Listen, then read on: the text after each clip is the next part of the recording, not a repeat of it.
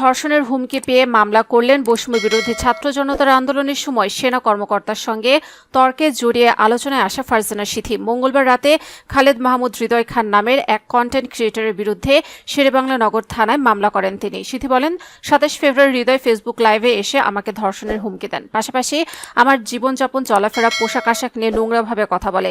সে সঙ্গে আমাকে ধর্ষণ করলে তিনি পুরস্কার দেবেন বলেও ঘোষণা দেন। তিনি আরও বলেন, লাইভটি তখন দেখিনি, সম্প্রতি নজরে আসে আমার। এ অবস্থায় তার ওই লাইভে অনেকেই দেখেছেন, ফলে বিষয়টি আমার জন্য হুমকি স্বরূপ। আমি অনিরাপদ বোধ করছি, সেই কারণে মঙ্গলবার শেরেবাংলা নগর থানায় গিয়ে মামলা করি। সিথি বলেন, ওনাকে আপনারা চিনবেন। সম্প্রতি সামাজিক বিশৃঙ্খলা সৃষ্টির জন্য সাভার থানা পুলিশ তাকে গ্রেফতার করেছে। আমি তার নামে একটি এফআইআর দায়ের করেছি ধর্ষণের হুমকি ও মানহানির জন্য। যারা মেয়েদের উত্ত্যক্ত করে সমাজে বিশৃঙ্খলা তৈরি করতে চায় তাদের সবাইকে আইনের আওতায় আনা উচিত।